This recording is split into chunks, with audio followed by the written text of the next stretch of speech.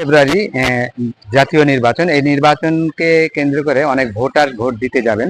সেই ভোটাররা কিভাবে তাদের ভোটার যে নামটি আছে নাম্বারটি খুঁজে বের করে, সেই জন্য ইসি একটি সুন্দর অ্যাপস বের করেছে। এই অ্যাপ মাধ্যমে আপনি আপনার ভোট কেন্দ্র, আপনার ওই কেন্দ্রে কতজন ভোটার আছে, তারপরে ওখানে প্রার্থী কতজন, সবগুলোই এই একটি অ্যাপস এর মাধ্যমে এটি আপনারা গুগল প্লে থেকে ডাউনলোড করে নিতে পারবেন। তো ডাউনলোড করার পরে যেটা হবে, এই অ্যাপসটি ডাউনলোড করার পরে আপনার যে ইনস্ট্রাকশন আছে সেটি আপনারা দেখে নিতে পারবেন। আমি স্ক্রিনে আপনাদের দেখাচ্ছি। ইলেকশন সেই অ্যাপসটি ওপেন করবেন।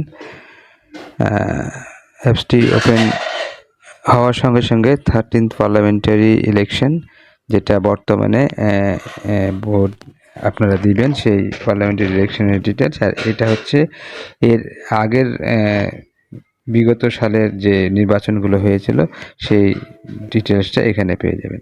তো আমাদের এখন দরকার হচ্ছে 13th পার্লামেন্টারি ইলেকশন। এখানে আপনি যদি ক্লিক করেন, এখানে ডিটেলস তথ্য দেখাবে। একটা হচ্ছে আপনার যে তথ্যটি আপনার এনআইডি এবং আপনার জন্ম তারিখটা দেওয়ার পরে যেই তথ্যটা আসবে সেটি হচ্ছে এখানে, যে এটা আমার অলরেডি দেওয়া আছে, ওই জন্য ওপেন করার সঙ্গে সঙ্গে এখানে শো করতেছে।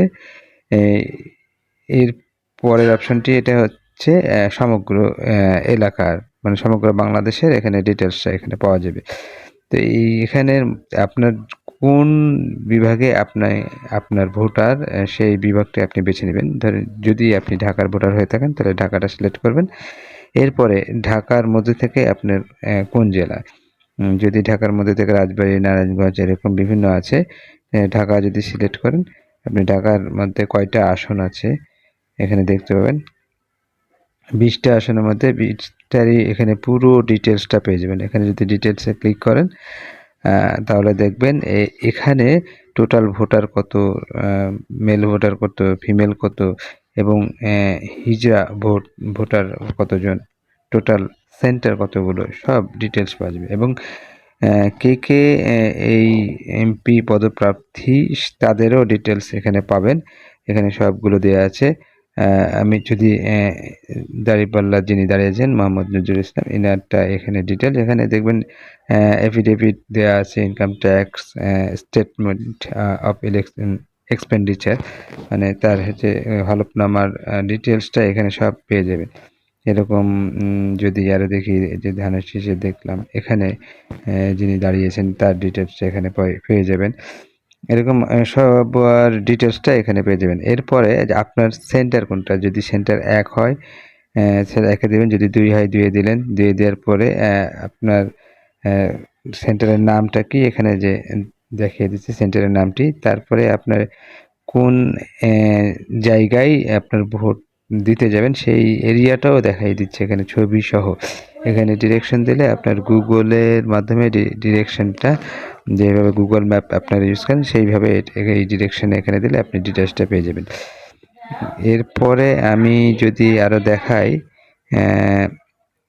এখানে দেখবেন প্রিভিয়াস ইলেকশন, সেটা দেখতে পাবেন। এখানে ফাইন্ড ভোটার, এই যে এখানে আপনার এনআইডি নাম্বারটা দিবেন, এখানে জন্ম তারিখটা দিবেন, নিয়ে আপনার ডিটেলসটা এখানে সার্চ দিলে ডিটেলসটা পেয়ে যাবেন। এরপরে আরও ডিটেলসটা দেখাতে পারি। এখানে যদি দেই তাহলে দেখবেন অ্যাট এ গ্ল্যান্স, এই ত্রয়োদশ ইলেকশনের যে ডিটেলস, মানে কতজন রেজিস্টার ভোটার এখানে আছে, মেল কতজন, ফিমেল কতজন, হিজড়া কতজন, এবং কতজন ক্যান্ডিডেট আছে, মানে কত পলিটিক্যাল পার্টি আছে, তারপরে হচ্ছে তাদের হচ্ছে বয়স কত, মিনিমাম বয়স কত, ভোটারের মিনিমাম বয়স কত, ডিটেলস এখানে পেয়ে যাবেন। এরপরে এখানে যে ল অ্যান্ড রেগুলেশন, এখানে সবগুলো তথ্য এখানে পেয়ে যাবেন তার এই ল অ্যান্ড রেগুলেশন সম্পর্কে। রেজিস্টার্ড পার্টি, অর্থাৎ কতগুলো পার্টি আছে তার রেজিস্টার্ড করা, সেই পার্টিগুলো সবার নাম এখানে দেওয়া আছে। এরপরে এখানে দেখবেন নোটিশ বোর্ড। এই নোটিশ বোর্ডের নোটিশ বোর্ডটা আপডেট হতে থাকবে।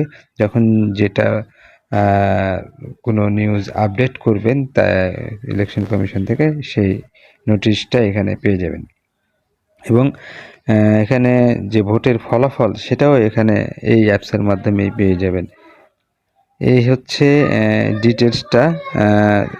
তো এখান থেকে সবচেয়ে মজার বিষয় হচ্ছে যে আপনি আগে যেমন ভোট কেন্দ্রে যাইতেন, ভোটের কেন্দ্রে যে আপনার হচ্ছে সিরিয়াল নাম্বারটা নিতেন, আপনার এনআইডি দেখে তারপরে দিত। এখন আর সেটা করতে হবে না। আপনি নিজেই ডিটেলস তথ্যটা পেয়ে যাবেন এবং আরও যদি অনেক কিছু জানার আপনার প্রয়োজন পড়ে সেই ক্ষেত্রে আপনি এখান থেকে সব পেয়ে যাবেন। এখানে প্রত্যেকটা বিভাগের সব ডিটেলসটা দেওয়া আছে।